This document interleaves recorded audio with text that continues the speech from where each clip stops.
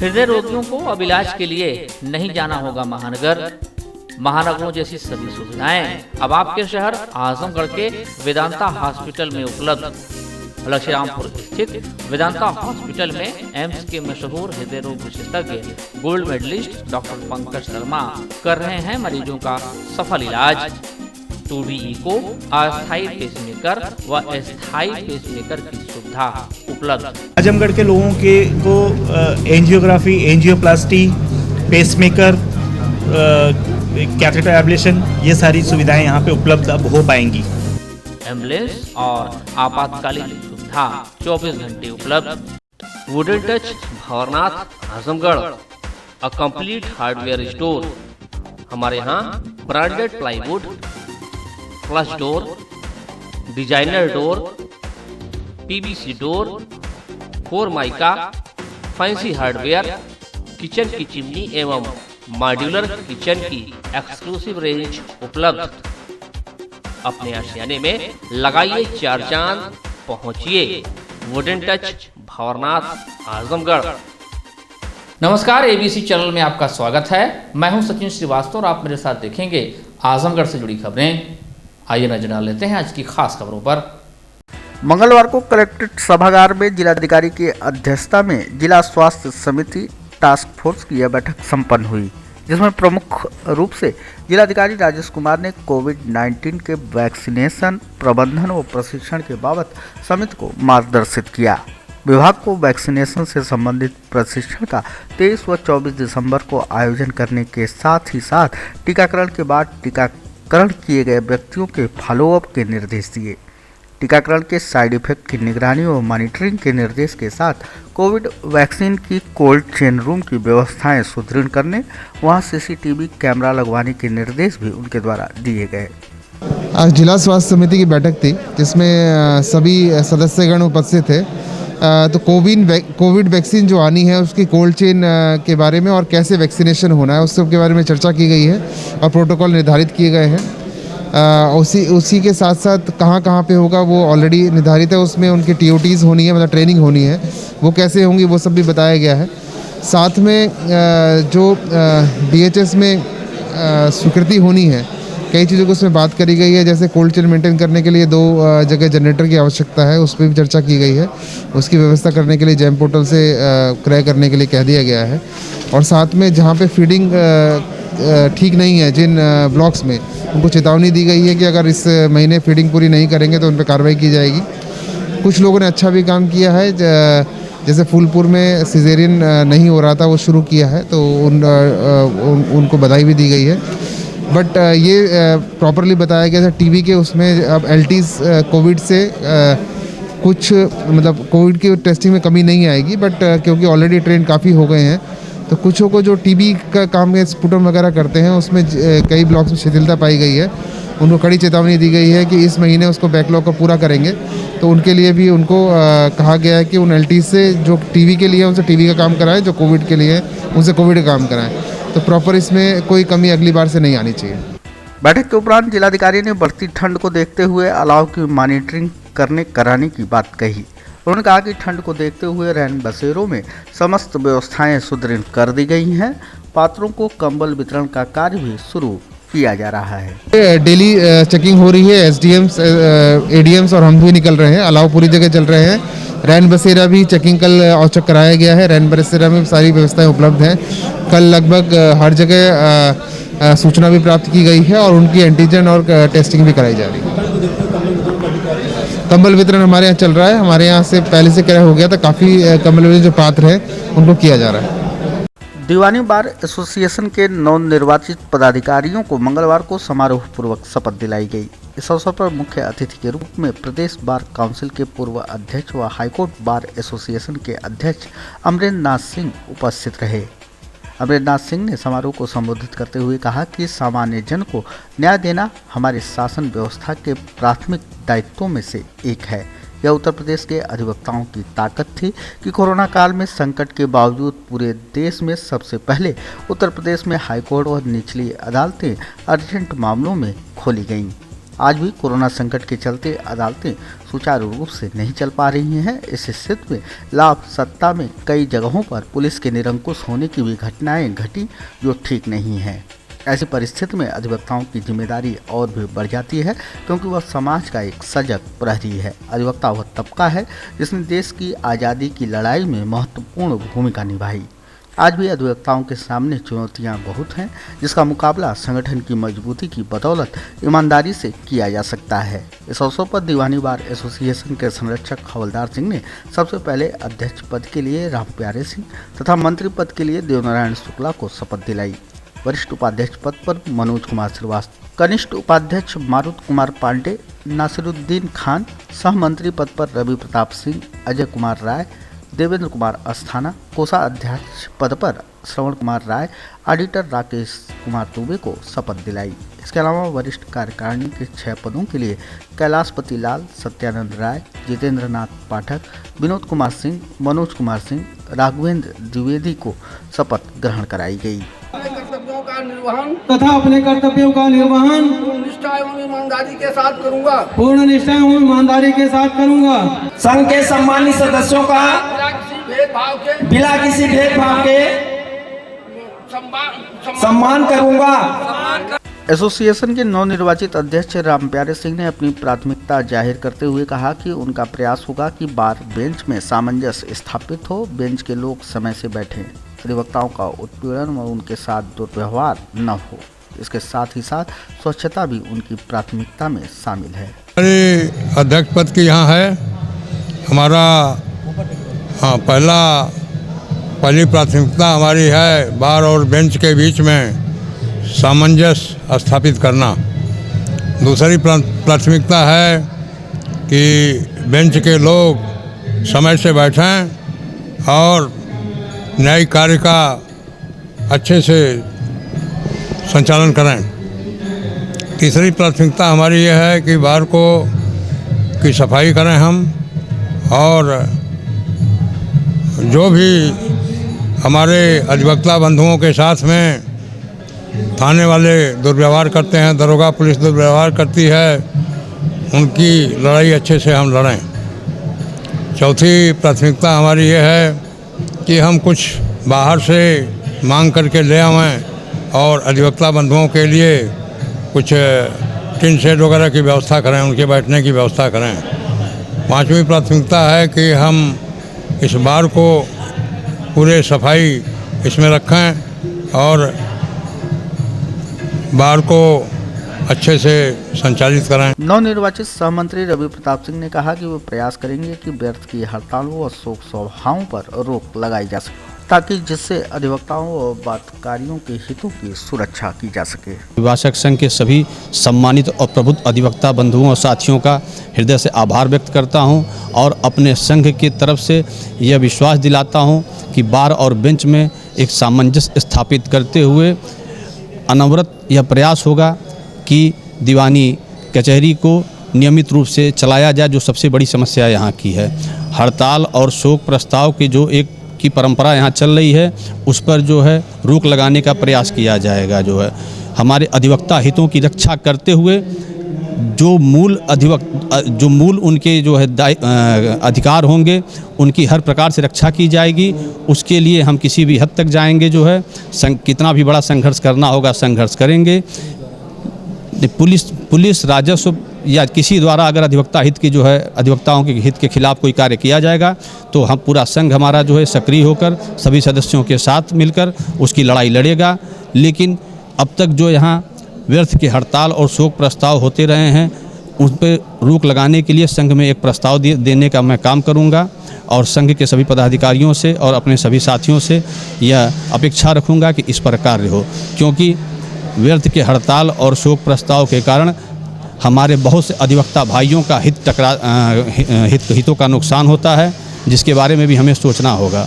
आजमगढ़ पहुंचे भीम आर्मी व आजाद समाज पार्टी के राष्ट्रीय अध्यक्ष चंद्रशेखर रावण ने बीजेपी सरकार को कानून व्यवस्था, किसानों, दलितों के मुद्दे पर कटघरे में खड़ा किया।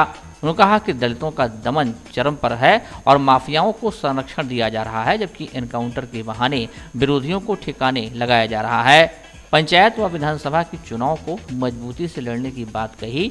वहीं गठबंधन के सवाल पर कार्यकर्ताओं की मर्जी पर छोड़ने की बात कही। इसके पूर्व चंद्रशेखर के कलेक्ट्रेट में डीएम से मिलने के प्रयास में भीम आर्मी के लोगों की पुलिस से भी झड़प हुई और खूब हंगामा भी हुआ। चंद्रशेखर आजाद ने कहा कि पिछले दिनों जनपद के बांसगांव में दलित प्रधान सत्यमेव जयते की गोली मारकर हत्या हुई थी और मारने के बाद बदमाश लाश के पड़े होने की बात कह गए थे, जिससे बदमाशों के हौसले कितने बुलंद हैं यह समझा जा सकता है। इसके बाद परिवार के सदस्यों और बाल बच्चों के लालन पालन कैसे होगा यह भी नहीं समझा गया। उल्टे भीम आर्मी के लोगों के खिलाफ मुकदमा दर्ज कर लिया गया। आवाज़ दबाने की कोशिश की गई। परिवार की समस्याओं को लेकर ही प्रशासन से मिलना चाहते थे, लेकिन उनको रोकने की कोशिश की गई। इस घटना के 1 महीने में ही 39 दलितों के खिलाफ अत्याचार हुए। ये केवल दलितों की बात है, और भी समाज है उनके साथ भी यही हो रहा है। केवल माफियाओं व अपराधियों को बढ़ावा दिया जा रहा है। अधिकारी निरंकुश हैं। जब उनकी आवाज़ को दबाने की कोशिश की गई तो आम लोगों की कौन सुनता होगा। किसानों पर चंद्रशेखर ने कहा कि उनकी बातों को नहीं सुना जा रहा है, बल्कि अपशब्द कहा जा रहा है।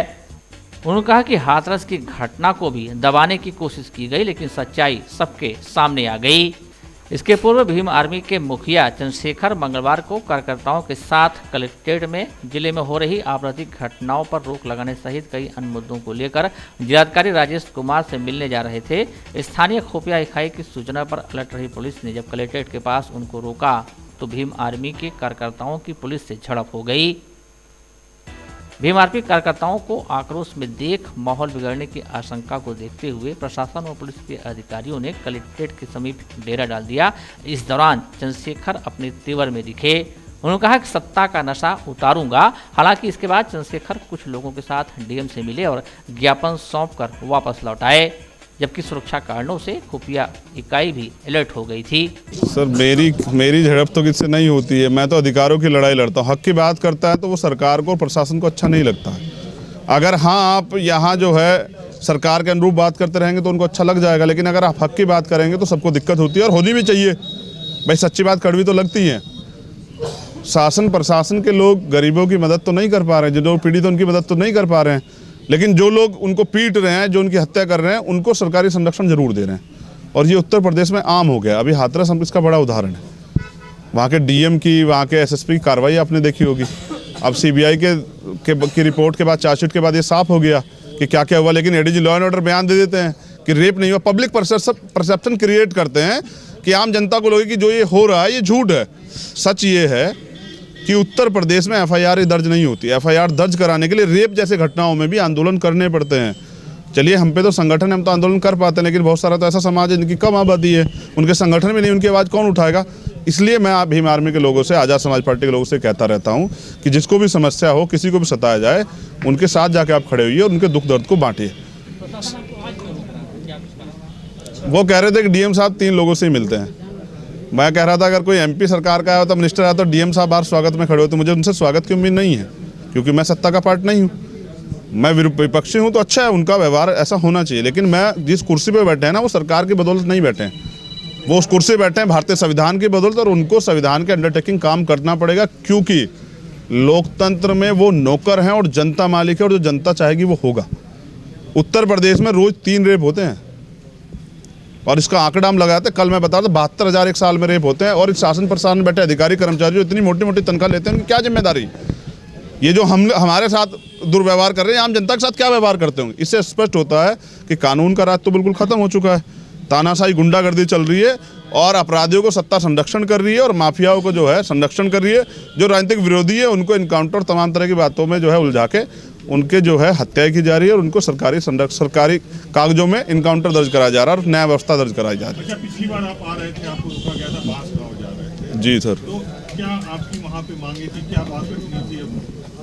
सर ऐसा है ना, आप चलिए हत्या हुई ठीक है, घटना हो सकती है, लेकिन हत्या करके ये कहा जाए कि लो हमने आपके प्रधान की हत्या कर दी, उठाइए। इससे स्पष्ट होता है कि अपराधियों के हौसले कितने मजबूत हैं। क्या दलित समाज में पैदा होना या प्रधान बन जाना कोई अपराध है? तो मैं सिर्फ वहाँ इसलिए गया क्योंकि उस पीड़ित परिवार का दर्द जो है महसूस करने के लिए।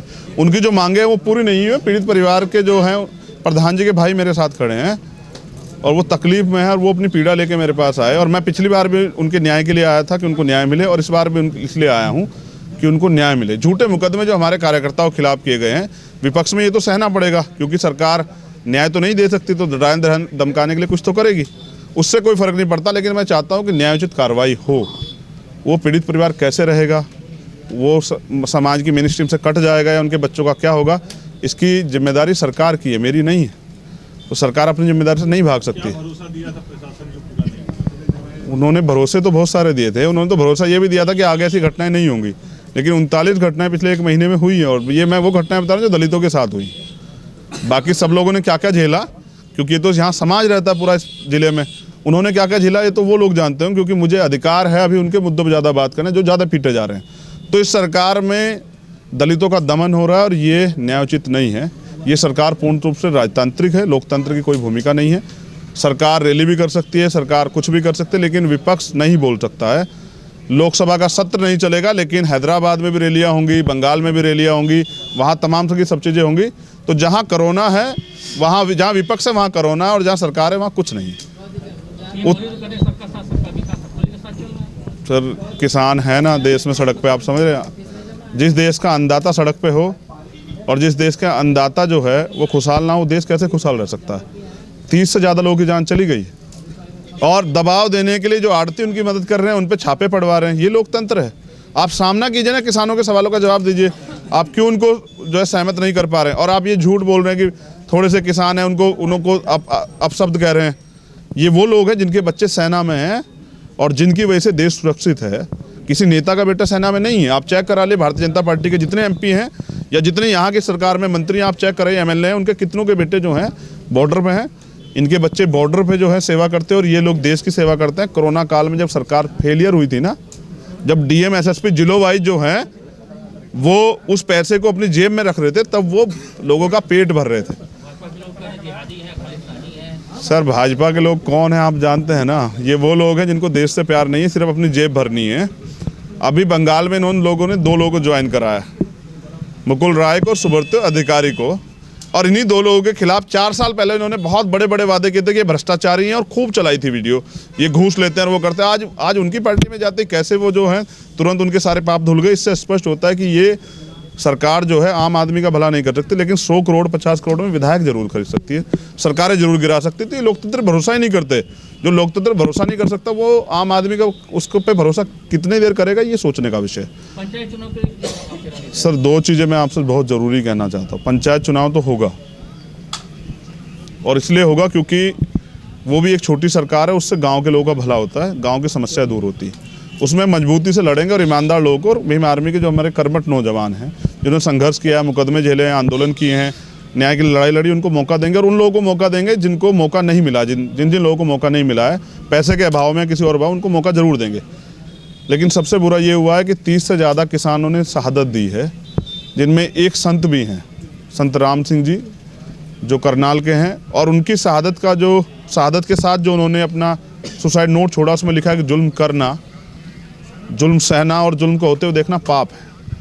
उन्होंने ये भी लिखा कि सब लोग अपनी अपनी तरफ से जो है इसमें हिस्सेदारी कर रहे हैं आंदोलन में। मैं अपने प्राणों की आहुति दे रहा हूँ। गुलाम भारत की याद दिलाइए जब शहीद आजम सरदार भगत सिंह ने इस देश की आज़ादी के लिए अपनी अपने प्राणों का बलिदान दिया। मैं भावुक हो गया हूँ क्योंकि मैं उनके पास, वो मेरे बहुत करीब थे। वो एक सच्चे संत थे, उन्होंने अपने प्राणों का बलिदान दिया है। और ये बलिदान ये साबित करता है कि सरकार आम आदमी का तो विश्वास खो चुकी है, लेकिन ये संतों का विश्वास खो चुकी है। तो झूठ में राम राज्य और तमाम तरह के ढकोसले अब नहीं चलेंगे। जनता इनको पंचायत चुनाव में भी जवाब देगी और आने वाले विधानसभा चुनाव। सर विधानसभा के चुनाव की रणनीति जो हमारे कार्यकर्ता तय कर दें। हम तो एक छोटे से कार्यकर्ता।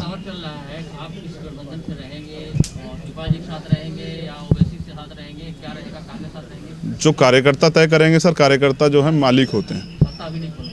नहीं, मेरा कोई पत्ता ही नहीं है ना सर, मैं तो मेहनत कर रहा हूँ।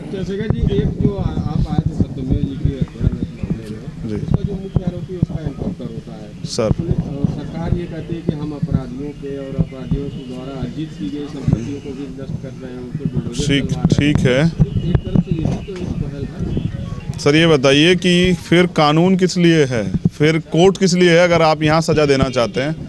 और कितने लोगों को सज़ा दे देंगे और आप जनता में क्या वो करेंगे? मैं कह तो रहा हूँ कि इनकाउंटर की आड़ में ये अपने राजनीतिक विरोधियों को ठिकाने लगा रहे हैं। सच ये है सर, ये न्याय नहीं दे सकते हैं। अगर न्याय देने वाले होते तो ये घटनाएं नहीं होती, अपराध पे अंकुश होता। और आपकी बात का जवाब ये है कि पहले मैं मेहनत करूँगा।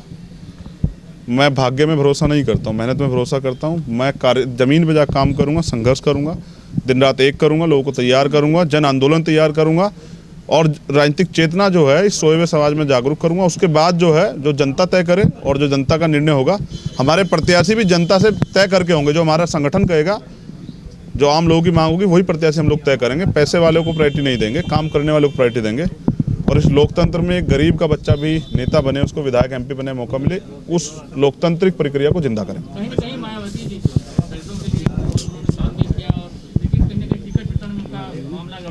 सर मैं BSP का नेता नहीं हूँ। नहीं, तो आप उनके अपोजिट राजनीति करके उनके वोट बैंक में सिरमारी करेंगे या न्याय दिलाएंगे? सर वोट तो किसी का परमानेंट नहीं होता है, तो वोट तो उसका होता है जो उनके लिए काम करता है। इसलिए तो विधायक और MP बदलते रहते हैं। परमानेंट होता तो एक ही पार्टी का विधायक MP नहीं रहता क्या? तो वोट उनका होता है जो लोग काम करते हैं। हम लोग काम करेंगे और मैंने चॉइस दी है। पहले हमारे लोगों पे चॉइस नहीं थी, उनको मजबूरी में वोट देना पड़ता। अब वो काम को देख के वोट दें, जो उनके लिए अच्छा काम करेगा, उनके मुद्दों पे लड़ेगा, उनके लिए संघर्ष करेगा, उनके लिए जेल जाएगा, उनके लिए लाठी खाएगा, उनके लिए आंदोलन करेगा, विपक्ष की जो भूमिका वो अदा करेगा, उनका साथ देंगे या उनका साथ देंगे जो सिर्फ चुनाव के समय आएंगे। और वो BSP के लोग जो करते हैं सर, वो उनकी बात है। क्योंकि BSP से भी बुरा यहाँ काम होता है। यहाँ तो 50-50 करोड़ में विधायक खरीद ले जाते हैं, सारी वीडियो और सब चीज़ें रिकॉर्डिंग होती है, सर लोगों को डराया धमकाया जाता है। तो ये एक राजनीतिक प्रक्रिया, मैं इस पर ज़्यादा टिप्पणी नहीं करूँ। मैं अपने बारे में कह सकता हूँ, हम अच्छा काम करके दिखाएंगे, हम जनता का विश्वास जीतेंगे। धन्यवाद सर। ये भारत है, इस देश में तमाम लोगों को इजाज़त है ना। मैंने क्या कहा, लोकतंत्र है, कोई कहीं घूम सकता है। किसान नहीं है सर वो कि जो दिल्ली नहीं आ सकते हैं, समझ रहे हैं? चाइना, कल मैंने BBC की न्यूज़ देखी थी, चाइना भारत के गांव में प्रवेश कर रही है, चाइना की जो है आर्मी, लेकिन किसान देश की राजधानी प्रवेश नहीं कर सकते। यही तो जुल्म जाती है ना सर। तो कोई कहीं जाए, सबको अधिकार है, मुझे उनसे क्या मतलब है? मुझे अपने काम से मतलब, मैं अपने काम से आपके विश्वास को और प्यार को जीतूंगा। धन्यवाद। योगी सरकार में भूमाफियाओं के हौसले इस कदर बुलंद हैं कि भारतीय जनता पार्टी के कार्यकर्ताओं और पत्रकारों की भी जमीन सुरक्षित नहीं है। आजमगढ़ के निजामाबाद तहसील के फरहदबाद मोहल्ले के रहने वाले पेशे से पत्रकार संतोष मिश्रा मंगलवार को जिलाधिकारी कार्यालय पहुंचे और खुद की जमीन पर स्थानीय भूमाफिया व उनके परिवार द्वारा कब्जा करने का आरोप लगा शिकायती पत्र सौंपा।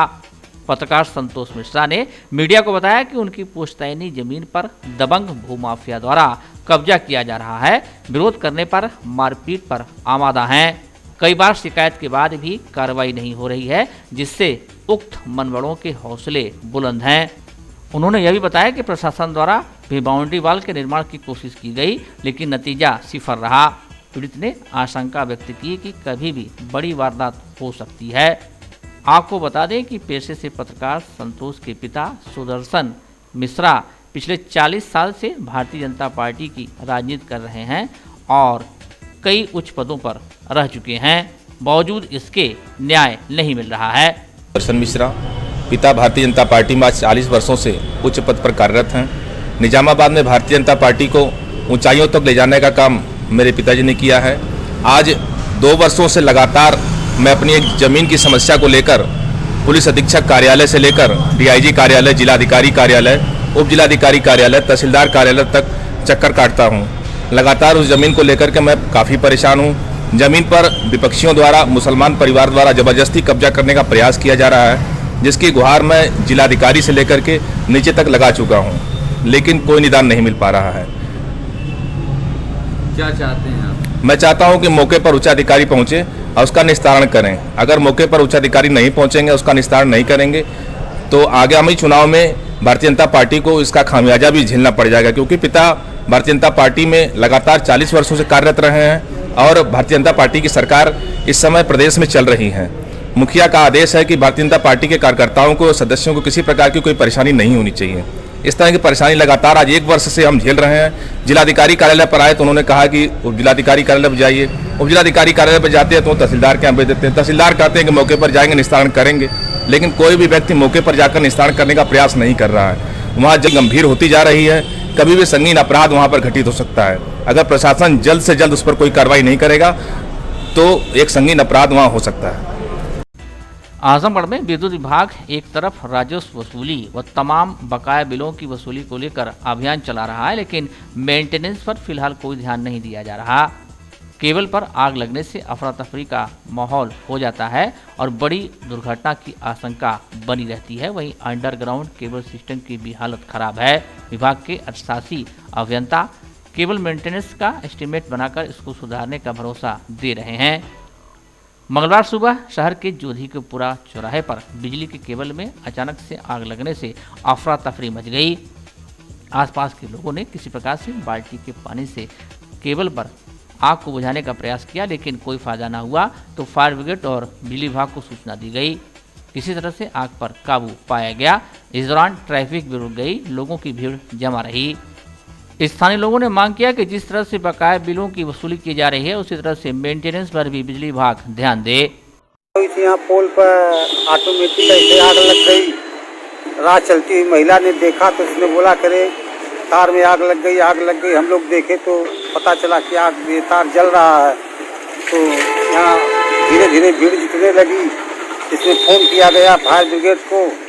हम लोग प्रयास पहले फ़ोन किया गया, लाइन कटवाई गई। लाइन कटवाने के बाद हम लोग प्रयास किए, पानी फेंक रहे थे तो हम लोगों का पानी सफल नहीं हो पाया। इसके बाद फायर ब्रिगेड में फ़ोन किया गया तो फायर ब्रिगेड आया और आकर के इसको बुझाया।